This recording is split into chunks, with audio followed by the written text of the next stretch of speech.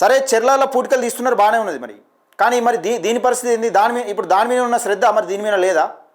దాని మీద ఉన్న శ్రద్ధ ఇప్పుడు చెర్లలో మట్టి పూటికలు తీసేంత దాని మీద ఉన్నంత దృష్టి ఈ వడ్ల కొనుగోలు కేంద్రం పైన లేదా? వడ్లు కనబడతలేవు. ఐకేపీ సెంటర్లలో ఏ రకంగా ఫిలప్ అవుతున్నాయి, వడ్లు ఏ రకంగా ఫుల్ అయిపోయినాయి. మరి రైతుల బాధలు కనబడతలేవా? ఈ ఎండకు నెరివడి సస్తా ఉంటారు. పాపం పరిస్థితి ఎట్లా అంటే ఘోరంగా ఉన్నది. నేర్పలేక అక్కడ పడేసిపోయారు వడ్లు. ఎంత ఘోరంగా ఉన్నది అంటే ఒకసారి చూడండి ఎట్లా ఫుల్ అయిపోయినాయి. ఇది కురిక్యాల సొసైటీ ముందటనే. ఇగో ఇంతవరకు ఓపెనింగ్ లేదు, కొబ్బరికాయ లేదు, అసలు ఏం లేదు. మరి ఎవరు దీని పరిస్థితి ఏంది?